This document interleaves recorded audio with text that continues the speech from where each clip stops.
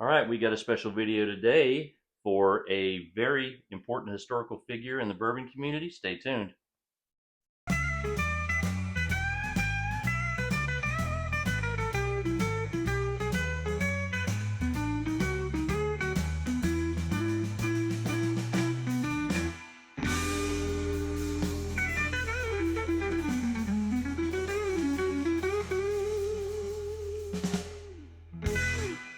Hey, welcome back. My name is Gordon, that's Scott, and this is High Proof Low IQ.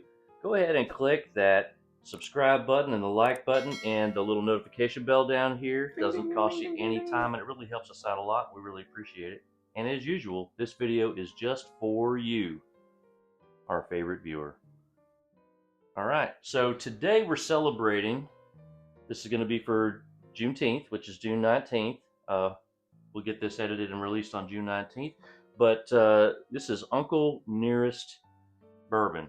And this one is toasted. And Uncle Nearest is named after Nearest Grain, who is a very important historical figure in bourbon and Tennessee whiskey.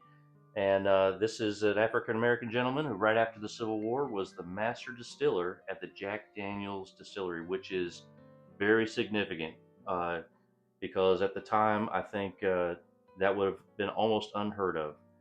He supposedly is the responsible individual for coming up with the Lincoln County process, which is central to Tennessee whiskey, where Tennessee whiskey is mellowed, where it's filtered through Charcoal. yeah, sweet maple charcoal and or sugar maple charcoal, and that's what causes Tennessee whiskey to be Tennessee whiskey instead of bourbon. All right.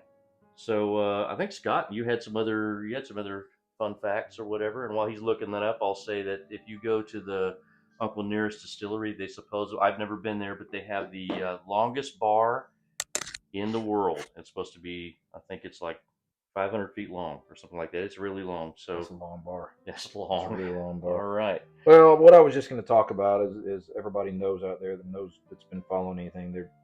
They've had some legal troubles. They've had some financial troubles, and supposedly they have a prospective buyer, and it is an undisclosed investment firm with African American ownership. And supposedly the timeline looks like possibly, and this is not set in stone yet, apparently. This is a non binding agreement. As a matter of fact, it says signed a non binding letter of intent to sell substantially all the brand's assets. So, but right now it looks like the timeline could be within the next 45 days of the initial June 1st filing. So we're only, we're basically about 30 days away from the end of that. So hopefully they get that resolved and this brand can continue on, because the more brands of whiskey there is, the better off it is, because you can find a lot of good stuff with a lot of cool history behind it. Yeah, And this is one of those. it is. This is a really good story, and I think honestly, if you look around the whiskey industry in the United States, I'm sure there aren't a whole lot of minority-owned or African American-owned distilleries, and this is a good story. And I think we need to keep up the brand, if for nothing else, no other reason, is they make really good whiskey. So this one is a toasted one. It is at 120.5 proof. Sorry, I didn't remember that. And I think you're going to like it. So Yes, let's I go have ahead and go in not for a tried nose. this. I have not tried. And to be full disclosure here, have not had a lot of Uncle Nearest in my time. Yeah, actually, this And is the first Uncle Nearest product that I've purchased. I have tried a couple and always said I was going to buy it, but I just never did. And I saw this at a store in Atlanta, and I decided to go ahead and pick it up, and I'm glad I did. yeah, and I will say that when I first tried Uncle Nearest a few years ago, I wasn't a huge fan of it at the time, and my own fault. I did not go back to revisit many bottles after that. So I'm visiting a new bottle here, and I'm sure it's better than what I had a while back. In Yeah, and fact, I know it will be. I'm guilty of that too. A lot of times I'll try something when a new distillery is putting out products, and initially when their stuff is really young or they're sourcing it, I I won't like something that they do, and then I won't buy anything of theirs for a very long time. I'm sorry that I did that because this one is really actually it's really good. Got a good nose on it. Yeah. So it's going to have obviously a lot of those toasted flavors. You're going to get like a toasted marshmallow, a little graham cracker in there. Mm-hmm. You know, the classic bourbon notes on top of that. I'm going to go in for a taste. There's a little fruitiness on the nose. Mm-hmm. Mm. Mm. And it's fruity on the palate too. It does not seem like it's 120 and a half proof. No, that does drink lower than that. Yeah. I mean, it's super, super pleasant. It's not overwhelmingly toasted either, in my opinion. No. I mean, that is good.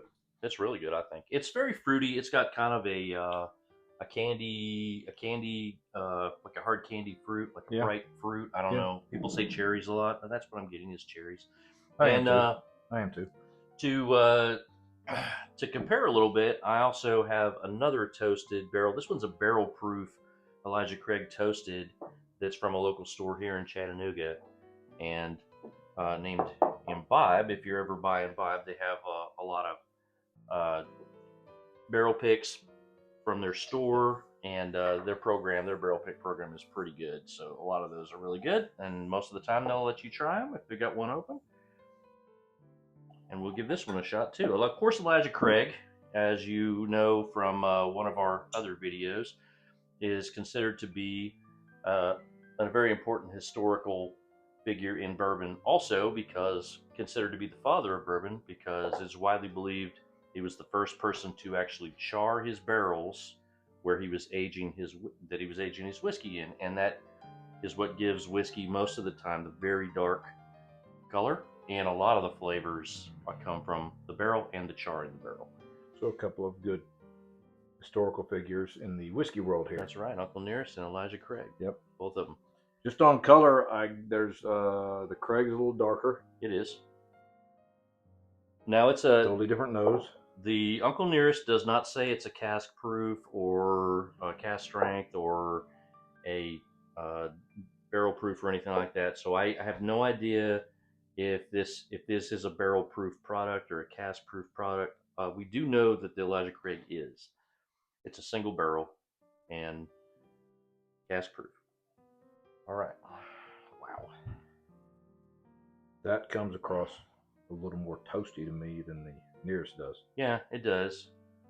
Both different noses though. Both the noses really are really pleasant noses. They're different, but they're both really good.